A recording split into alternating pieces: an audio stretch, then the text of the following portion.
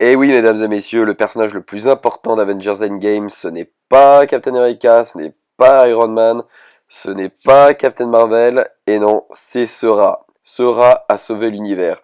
Pourquoi? Parce que c'est ce rat qui sauve notre ami Ant-Man, qui lui-même décide de colporter et d'annoncer à Natasha Romanoff et à Captain America son idée d'utiliser le monde quantique afin de revenir dans le passé et de sauver l'univers.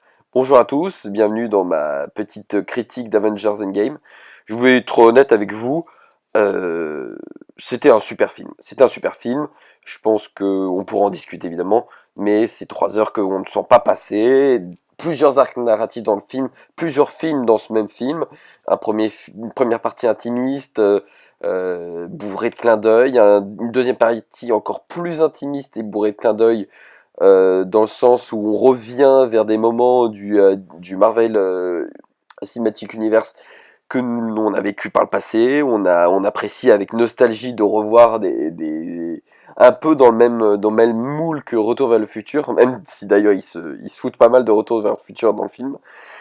On apprécie de revenir en 2012, quoi. En 2012 pour Avengers, celui qui a lancé tous les Avengers. On apprécie de revenir en 2013 dans Thor The Dark World. C'est vraiment. Je pense en plus que ça donne envie aux gens de revoir ces films et de se dire que voilà, c'est en fait Captain America et Iron Man sont déjà dans ce film, quoi. C'était assez sympa. C'était vraiment un film très appréciable. Euh, Thanos n'est pas le personnage le plus important de ce film au final. Le personnage le plus important de ce film, ce sont les Avengers, c'est leur relation, à quel point Natasha Romanoff le dit, hein, c'est devenu une famille.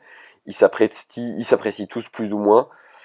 Il y a peut-être un élément que je vais regretter, c'est à la fin, même si la fin est incroyable, ou une espèce d'orgie de épique, où je pense que j'étais pas le seul à avoir des frissons dans la salle.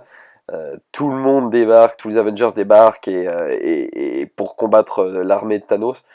Le problème, je pense, dans ce film, c'est que il y a un côté, on veut répondre à la mouvance sociétale actuelle qui est un peu, bon, ça flirte avec la démagogie et la bien-pensance, mais voilà, on met les femmes en avant. Je pense pas qu'il soit vraiment féministe. Je pense que c'est juste pour surfer sur la vague féministe actuelle.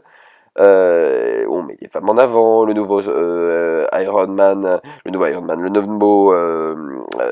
nouvelle reine voilà, c'est ça, la nouvelle reine d'Asgard est une reine et c'est la Valkyrie, très progressiste quoi. Le nouveau Captain America est Black, c'est Sam quoi. Ça j'ai trouvé ça pas mal parce qu'en plus c'est fidèle aux comics.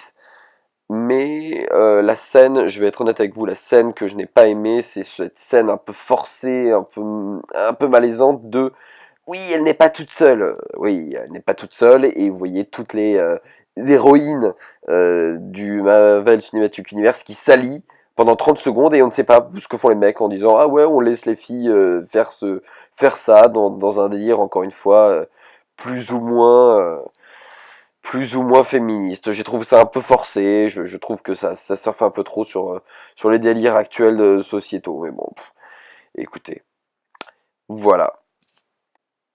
Ce, ce film fait vraiment la part belle aux relations entre les personnages et je sais que c'est 3 heures et ça montre à quel point Disney pour le coup a compris qu'il fallait laisser du temps et que les gens, s'ils apprécient un film, ils iront voir quand même les 3 heures, ce que Warner Bros n'a pas très bien compris avec Justice League en forçant un film à être en dessous de 2 heures alors que vous avez des personnages sous-développés et vous avez un univers qui est pas aussi riche nécessairement parce qu'il est relativement plus jeune quand même au final.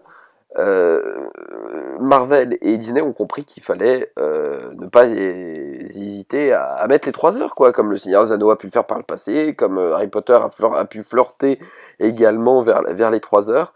Les gens apprécieront et ne trouveront pas ça long parce que ce film est vraiment très bien construit, très bien réalisé, très marrant.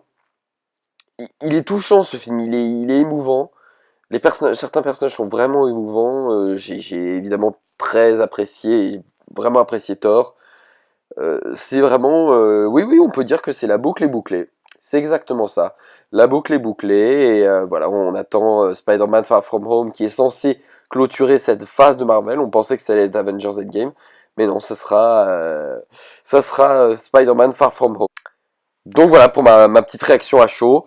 À très bientôt. Ma prochaine vidéo, j'essaierai de la travailler un peu plus. Ça sera sur Détective Pikachu. Passez une bonne semaine, allez voir des films et reposez-vous bien.